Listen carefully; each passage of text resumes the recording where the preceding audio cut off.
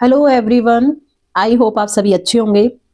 तो नया साल एटीटी कैडर के लिए कहीं ना कहीं देखिए काफ़ी पॉजिटिव रहा और कुछ इस तरह की अपडेट्स देखने को मिली जो कि पूरे एटीटी कैडर के लिए काफ़ी पॉजिटिव थी। और इसी सीरीज में देखिए सबसे पहले तो जो टीचर्स की ड्यूटी लगाई गई उसको लेकर एक नोटिफिकेशन देखने को मिला कि जो भी कैंडिडेट जिनकी डॉक्यूमेंट स्क्रूटनी पहले हो चुकी है उनके जो डॉक्यूमेंट है फिर से वेरीफाई किए जाएंगे। दूसरा उसके बाद देखिए कल आप सभी ने देखा कि एनआईयूज के कैंडिडेट को डॉक्यूमेंट स्क्रूटनी के लिए बुलाया गया है। यानी कि जो भी कैंडिडेट जो कि एनआईयूज से जिन्होंने अपनी डीएलएड की है वो चाहे ईटीटी 23 में हो चाहे 59 में, दोनों ही रिक्रूटमेंट के कैंडिडेट को डॉक्यूमेंट स्क्रूटनी के लिए बुलाया गया है। और इस तरह से हम कह सकते हैं कि नए साल पे अब तक 3 से 4 ऐसे नोटिफिकेशन है जो देखने को मिले हैं और वो सभी नोटिफिकेशन ईटीटी कैडर के लिए बहुत ज्यादा पॉजिटिव है। और इसी सीरीज में देखिए एक और नया जो नोटिफिकेशन है अब वो देखने को मिल रहा है जो कि पूरे के पूरे ईटीटी कैडर के लिए मैं कहूंगी सबसे ज्यादा अब तक का पॉजिटिव एक अपडेट है जो आप सभी के लिए। देखिए आप में से काफी कैंडिडेट ऐसे होंगे जिन्होंने शायद ये लेटर पहले देखा भी होगा। इस लेटर में क्या है मैं आपको थोड़ा करक्स में बता देती हूँ कि क्या इसमें पॉजिटिव अपडेट है और ऐसी कौन सी बातें हैं जो ईटीटी कैडर है जो कहीं ना कहीं मिस कर रहा है और इसमें क्या ऐसी पॉजिटिव बात है जो पूरे कैडर के लिए कहीं ना कहीं कह सकते हैं कि एक बहुत बड़ी उम्मीद की किरण है। तो चलिए सबसे पहले हम लेटर को ही देख लेते हैं। देखिए ये जो लेटर है ये जारी किया गया है जो भी डिस्ट्रिक्ट एजुकेशन ऑफिसर है उन सभी को एक तरीके से एड्रेस करते हुए। और इस लेटर में बिल्कुल क्लियरली मेंशन किया गया है कि जो भी स्कूल में जिस भी डिस्ट्रिक्ट में जिस भी ब्लॉक में जहां पे भी प्राइमरी टीचर की यानी कि ईटीटी टीचर की जो भी वैकेंसीज है जो भी सीटें खाली है उन सभी का जो डाटा है वो ऑनलाइन अपडेट कर दिया जाए।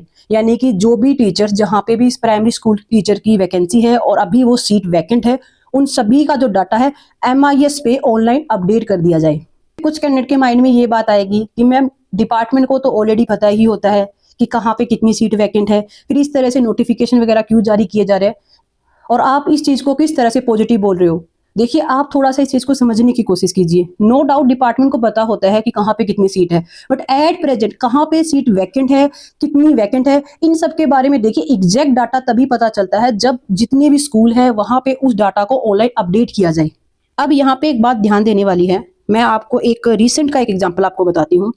देखिए अभी ईटीटी की दोनों रिक्रूटमेंट चाहे वो 23 हो चाहे वो 59 हो, कैंडिडेट की स्टेशन चॉइस के लिए पोर्टल ओपन किया गया। आप में ज्यादातर कैंडिडेट ने अपना स्टेशन चॉइस है वो फिल भी की होगी। तो उसके बाद देखिए काफी ऐसे कैंडिडेट थे जिनके माइंड में ऑलरेडी ये फिक्स था कि मेरे आसपास ये स्कूल है और मुझे इस स्कूल में ज्वाइनिंग लेनी है। और उन्होंने ऑलरेडी एडवांस में ही वहां पे स्कूल में विजिट करके प्रिंसिपल से टीचर से स्टाफ से बातचीत करके ये पता किया था कि यहाँ पे इस स्कूल में वैकेंसी है, यहाँ पे एडीटी टीचर की एक वैकेंसी है जो कि आप फिल कर सकते हो। तो उनके माइंड में पहले से ही थी ये बात।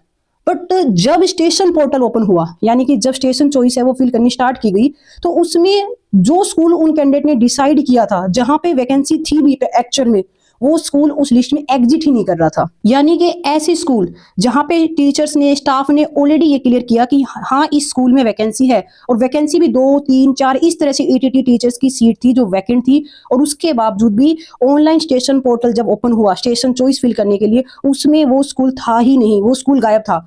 और ये तब हालात है जब वहां पे वैकेंसी थी उसके बावजूद भी जो कैंडिडेट जिन्होंने पहले ही माइंड में फिक्स था कि मुझे मेरे घर के पास ये स्कूल है और मुझे यहाँ पे ज्वाइनिंग लेनी है, वो स्टेशन फिल नहीं कर पाए क्योंकि वो स्कूल एक्चुअल में ऑनलाइन जब पोर्टल ओपन हुआ था उसमें था ही नहीं। इससे काफी ऐसे कैंडिडेट होंगे जिनके साथ ये इंसिडेंट हुआ है जब वो अपनी पसंद का जो स्टेशन है या फिर कहीं तो स्कूल है वो फिल नहीं कर पाए। आप में से कितने कैंडिडेट ऐसे हैं वो एक बार कमेंट बॉक्स में जरूर कमेंट करके बताइएगा।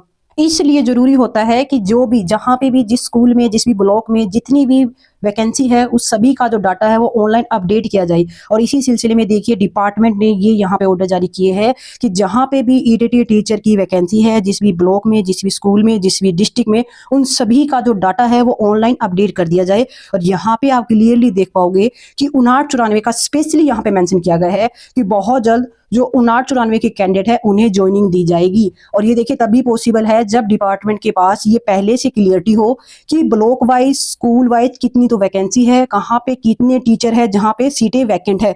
इसी के बिहाफ पे आगे आपकी जो ज्वाइनिंग की जो प्रोसेस है आपको देखने को मिलेगी। अब देखिए बहुत से कैंडिडेट के माइंड में एक क्वेश्चन अराइज होगा, कहीं ना कहीं एक क्वेरी होगी माइंड में कि मैम ये तो हम सभी के साथ बहुत बड़ा धोखा हुआ कि जब हमने स्टेशन फिल किए तो उस स्टेशन चॉइस के पोर्टल पे जो स्कूल जो हमने डिसाइड किया था कि हमें यहाँ पे ज्वाइनिंग मिलनी चाहिए, जो हमारे घर से बिल्कुल नियर स्टेशन था, वो तो उस लिस्ट में था ही नहीं। तो इस वजह से हमें दूर दराज के अलग अलग स्कूल है वो फिल करने पड़े। तो ये तो हम सभी के साथ बहुत गलत हुआ। और इसका तो अब डायरेक्टली फायदा उन्हीं कैंडिडेट को होगा जिनकी अब डॉक्यूमेंट स्क्रूटनी हो रही है, जिनकी अब स्टेशन पोर्टल पे स्टेशन चॉइस का उन्हें ऑप्शन मिलेगा। तो ये तो डायरेक्टली उन कैंडिडेट को बेनिफिट होगा। और कहीं ना कहीं देखिए ये क्वेश्चन जायज भी है, क्योंकि आप सभी कैंडिडेट की ऑलरेडी जो स्टेशन चॉइस है वो पहले हो चुकी है। तो अब जो न्यू कैंडिडेट है, कहीं ना कहीं ये ऐसा ही नजर आ रहा है कि शायद उन्हीं कैंडिडेट को इसका बेनिफिट मिलेगा। तो इसी के रिगार्डिंग मैं आप लोगों के साथ एक इन्फॉर्मेशन शेयर करना चाहूँगी, क्योंकि देखिए आप में से काफ़ी कैंडिडेट ने लेटर भी देखा होगा, काफ़ी लोगों ने इसके रिगार्डिंग वीडियो भी शेयर की है। बट एक इम्पोर्टेंट इन्फॉर्मेशन या फिर कहे तो एक इम्पोर्टेंट बात जो कि पूरा का पूरा कार्डर कहीं ना कहीं मिस कर रहा है, उसके ऊपर मैं बताना चाहूँगी। देखिए अभी तक जो सोर्सेज से इन्फॉर्मेशन मुझे मिली है, अभी तक जो जानकारी मेरे पास है, उसके अकॉर्डिंग जिन भी कैंडिडेट की पहले स्टेशन चॉइस हो चुकी है, चाहे वो ईटीटी 23 का कैंडिडेट हो, चाहे वो 59-94 का कैंडिडेट हो, उन सभी कैंडिडेट को एक बार फिर से स्टेशन चॉइस फिल करने का मौका दिया जाएगा। यानी कि ऑलरेडी स्टेशन चॉइस हो चुकी है, उन्हें भी एक बार फिर से मौका दिया जाएगा। अब देखिए कुछ कैंडिडेट के माइंड में ये बात आएगी, इससे तो ये जो रिक्रूटमेंट की जो प्रोसेस है और लंबी खिंच जाएगी, ज्वाइनिंग और डिले हो जाएगी, क्योंकि इसमें फिर टाइम लग जाएगा। देखिए यहाँ पे एक बात भी सोचने वाली बात है, हालांकि 1 या 2 दिन का टाइम ही दिया जाएगा, मैक्सिमम इससे ज़्यादा नहीं मिलेगा। बट फिर भी कहीं ना कहीं एक बात सोच के देखिए, जो स्टेशन आपको चाहिए था वो स्टेशन आपको नहीं मिल रहा था, अब एटलीस्ट आपको अपनी पसंद का स्टेशन तो मिलेगा। और दूसरी बात ये यहाँ पे ये सोचने वाली बात भी है कि अभी आपको वो स्टेशन देखने को मिलेंगे जो पहले स्टेशन चॉइस पोर्टल में आपको देखने को नहीं मिले थे, क्योंकि अब अपडेटेड डाटा होगा डिपार्टमेंट के पास। अब देखिए मैं ये नहीं कहूंगी कि 100% यही होगा। आज की डेट में अगर मैं बात करूं, आज की डेट में ये बिल्कुल कंफर्म है डिपार्टमेंट एंड पे कि ऐसा ही किया जाएगा। और कल डिपार्टमेंट क्या करे इसके बारे में, क्या डिसाइड करे इसके बारे में कोई कुछ नहीं कह सकता। और क्योंकि देखिए ये जो प्रॉब्लम है ये आप लोगों की है, डिपार्टमेंट की नहीं है। डिपार्टमेंट को कोई इशू नहीं है किसने कहाँ स्टेशन फिल किया, किसको कहाँ ज्वाइनिंग मिल रही है। उनको सिर्फ अपनी ये जो रिक्रूटमेंट है इसे कंप्लीट करने से मतलब है। बाकी डिपेंड करेगा कि डिपार्टमेंट के माइंड में क्या कुछ चल रहा है। पर फिलहाल आज के डेट में यही है कि डिपार्टमेंट आपको एक बार फिर से मौका देगा स्टेशन चॉइस फिल करने का। इसी के साथ एक और क्वेरी है जो कि बहुत सारे कैंडिडेट की आ रही थी, कि जो टीचर्स की डॉक्यूमेंट वेरिफिकेशन के लिए जो ड्यूटी लगाई गई है, क्या वो सिर्फ उन्हीं कैंडिडेट की डॉक्यूमेंट चेक करेंगे, वेरीफाई करेंगे जिनको 7 और 8 तारीख को डॉक्यूमेंट वेरिफिकेशन पे बुलाया गया है, यानी कि स्पेशली एनआईयूएस कैंडिडेट के। काफी कैंडिडेट के माइंड में यही बात है कि शायद उन टीचर्स को सिर्फ एनआईयूएस कैंडिडेट के लिए बुलाया गया है। देखिए मैं आपको ये बात बिल्कुल क्लियर करना चाहूंगी कि जो डॉक्यूमेंट स्क्रूटनी के लिए जो टीचर्स की ड्यूटी लगाई गई है, जिसके रिगार्डिंग मैंने एक वीडियो भी आप लोगों के साथ शेयर की थी, उनकी जो ड्यूटी है वो 3 जनवरी से स्टार्ट हो चुकी है। और जो एनआईयूएस कैंडिडेट की जो डॉक्यूमेंट स्क्रूटनी है वो 7 और 8 तारीख को ही है, यानी कि सिर्फ 2 दिन। तो वो जो टीचर है, जिसमें हेड टीचर भी है, प्रिंसिपल भी है, ईटीटी टीचर्स भी है, मतलब काफी ज्यादा स्टाफ है, उन सभी टीचर की जो ड्यूटी है वो उन सभी कैंडिडेट के डॉक्यूमेंट वेरीफाई करने के लिए लगाई गई है जिनकी ऑलरेडी डॉक्यूमेंट वेरिफिकेशन हो चुकी है। यानी कि चाहे वो ईटीटी 23 के कैंडिडेट हो, चाहे वो 59-94 के कैंडिडेट हो। और वेरिफिकेशन का मतलब देखिए ये नहीं है कि कैंडिडेट को बुलाया जाएगा, ऐसा नहीं होगा। जो भी डॉक्यूमेंट आप सभी लोगों ने सबमिट किए हैं डॉक्यूमेंट वेरिफिकेशन के टाइम, उन्हीं सब डॉक्यूमेंट को वेरीफाई किया जाएगा। क्योंकि ऐसे बहुत से कैंडिडेट हैं जिन्होंने फेक डॉक्यूमेंट के बिहाफ पे रिक्रूटमेंट में एंट्री की है, और इसी वजह से उन सभी कैंडिडेट के डॉक्यूमेंट है वो वेरीफाई किए जाएंगे ताकि फेक कैंडिडेट को रिक्रूटमेंट से बाहर किया जा सके। बहुत से कैंडिडेट देखिए जब डॉक्यूमेंट वेरिफिकेशन हुई थी उसी टाइम पकड़े गए थे, बट अभी भी बहुत से ऐसे बागड़ बिल्ले हैं जो कि उन्हीं फेक डॉक्यूमेंट की बिहाफ पे उन्होंने अपनी डॉक्यूमेंट वेरिफिकेशन भी करवाई और अभी उनका सिलेक्शन लिस्ट में नाम भी है, यानी कि वो अभी भी रिक्रूटमेंट में शामिल है। और उन्हीं कैंडिडेट को आइडेंटिफाई करने के लिए, उन्हीं कैंडिडेट को रिक्रूटमेंट से बाहर करने के लिए दोबारा से डॉक्यूमेंट वेरिफिकेशन की जा रही है। तो अब आप सभी के जो भी डॉक्यूमेंट आपने सबमिट किए थे वो सभी डॉक्यूमेंट आपके वेरीफाई किए जाएंगे। डॉक्यूमेंट वेरीफाई में देखिए जो कैंडिडेट जिनकी वेरिफिकेशन हुई है, मोस्टली कैंडिडेट के जो भी एकेडमिक जो डॉक्यूमेंट है वो सही मिलेंगे, जिसमें आपकी ईटीटी 10th 12th ये सब है। बट सबसे ज्यादा जो फेक डॉक्यूमेंट आपको देखने को भी मिलेंगे वो है कैटेगरी के डॉक्यूमेंट। जो काफी कैंडिडेट ऐसे हैं जिन्होंने अपनी कैटेगरी के जो सर्टिफिकेट है वो फेक सर्टिफिकेट के बिहाफ पे रिक्रूटमेंट में उन्होंने एंट्री की है।